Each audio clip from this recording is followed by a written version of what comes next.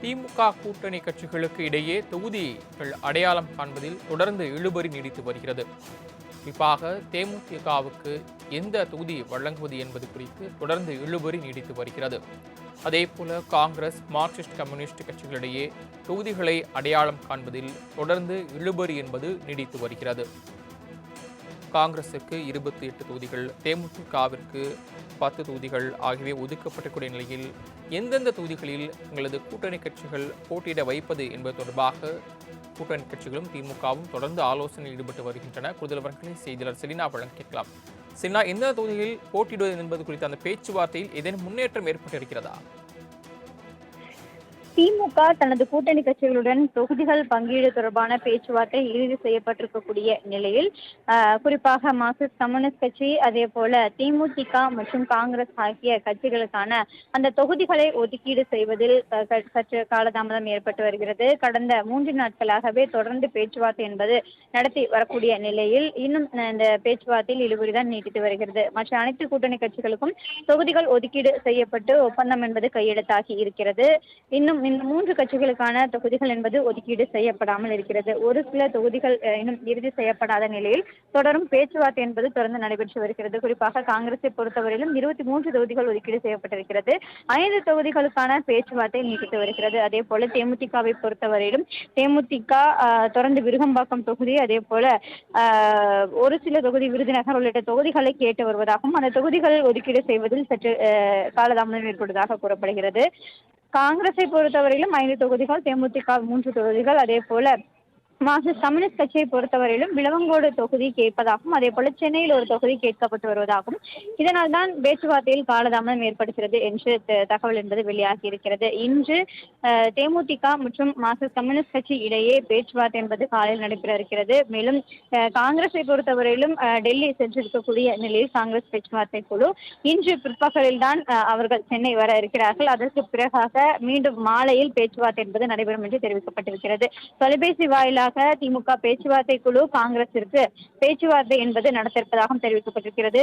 ஏற்கனவே காங்கிரசுக்கு 28 தொகுதிகள், 23 தொகுதிகள் ஒதுக்கீடு செய்யப்பட்டிருக்கிறது. மீதம் இருக்கக்கூடிய 5 தொகுதிகளின் பட்டியலையும் திமுக இந்த தொகுதிகளை கொடுக்க இருப்பதாக தெரிவித்திருக்கிறது. அதற்கு காங்கிரஸ் மேலிடத்தில் ஆலோசனை என்பது மேற்கொள்ளப்பட்ட பிறகாக இன்று மாலை ஒப்பந்தம் என்பது கையெழுத்தாகும் என்று எதிர்பார்க்கப்படுகிறது. இந்த 3 கட்சிகளுக்கான அந்த ஒப்பந்தம் என்பது கையெழுத்தானால் இன்று எந்தெந்த கட்சிகளுக்கு எந்தெந்த தொகுதிகள் வழங்கப்பட இருக்கிறது என்பது தொடர்பான அறிக்கையை திமுக தலைவரும் தமிழ்நாடு முதலமைச்சருமான மு.க. ஸ்டாலின் அதிகாரப்பூர்வமாக வெளியிட இருக்கிறார். அதனைத் தொடர்ந்து நாளை திமுகவின் வேட்பாளர் பட்டியல் என்பது வெளியாகுவதற்கான வாய்ப்பு இருப்பதாக கூறப்படுகிறது.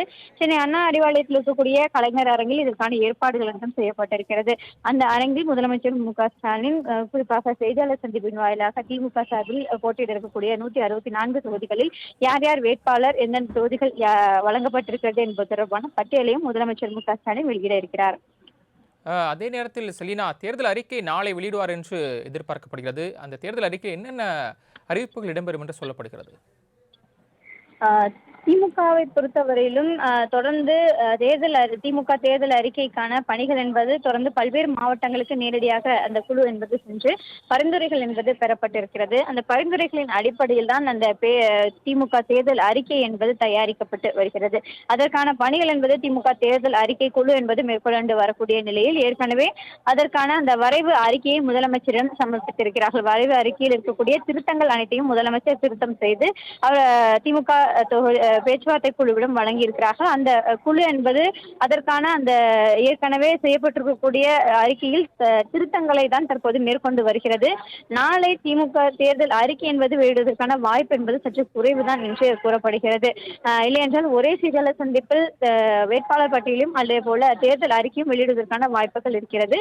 இல்லையென்றால் 2ஆம் தேதி திமுக தேர்தல் அறிக்கை என்பது வெளியிடுவதற்கான வாய்ப்புகள் இருப்பதாக கூறப்படுகிறது. குறிப்பாக மகளிர், அதே போல இளைஞர்கள் உள்ளிட்டவர்களை கவரும் வகையிலான அந்த திட்டங்கள் என்பது தேர்தல் அறிக்கை இருக்கும் என்று எதிர்பார்க்கப்படுகிறது. கடந்த தேர்தல் அறிக்கை, அதாவது 2021ஆம் ஆண்டு நடைபெற்ற சட்டமன்ற தேர்தலில் வழங்கப்பட்டிருந்த தேர்தல் அறிக்கையிலிருந்து மாற்றம் பல்வேறு திட்டங்களில் இந்த தேர்தல் அறிக்கையில் இருக்கும் என்றுதான் எதிர்பார்க்கப்படுவதாக கூறப்படுகிறது.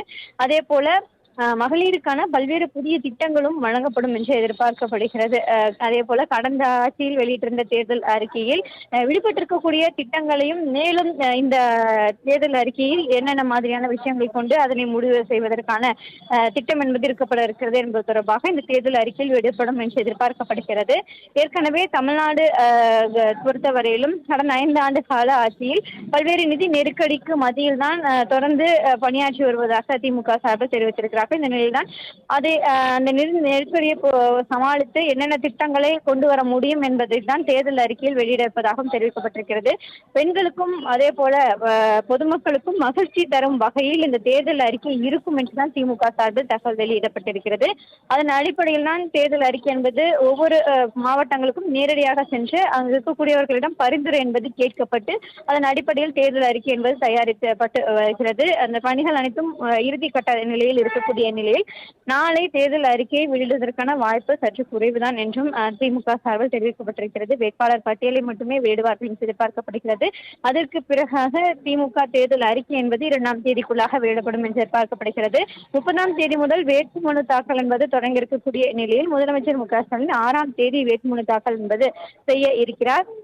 அதற்கு முன்னதாகவே தேர்தல் பரப்புரையை மேற்கொள்ள இருப்பதாகவும் திட்டமிட்டிருப்பதாக தெரிவிக்கப்பட்டிருக்கிறது. 2ஆம் தேதி முதலாக தேர்தல் பிரச்சாரம் என்பது தொடங்கப்படும் என்று தெரிவித்திருக்கக்கூடிய நிலையில் அதற்கு முன்னதாகவே 30ஆம் தேதி அல்லது 31ஆம் தேதியிலிருந்து திமுக தலைவரும் தமிழ்நாடு முதலமைச்சருமான மு.க.ஸ்டாலின் திருவாரூரிலிருந்து இந்த பிரச்சாரத்தை மேற்கொள்ள இருப்பதாகவும் தெரிவிக்கப்பட்டிருக்கிறது. தொடர்ந்து அனைத்து மாவட்டங்களுக்கும் நேரடியாக சென்று பரப்புரை மேற்கொள்ள இருப்பதாகவும் இறுதியாக தனது கொளத்தூர் தொகுதியில் பிரச்சாரம் மேற்கொள்ள இருப்பதாகவும் தகவல் வெளியாகி இருக்கிறது.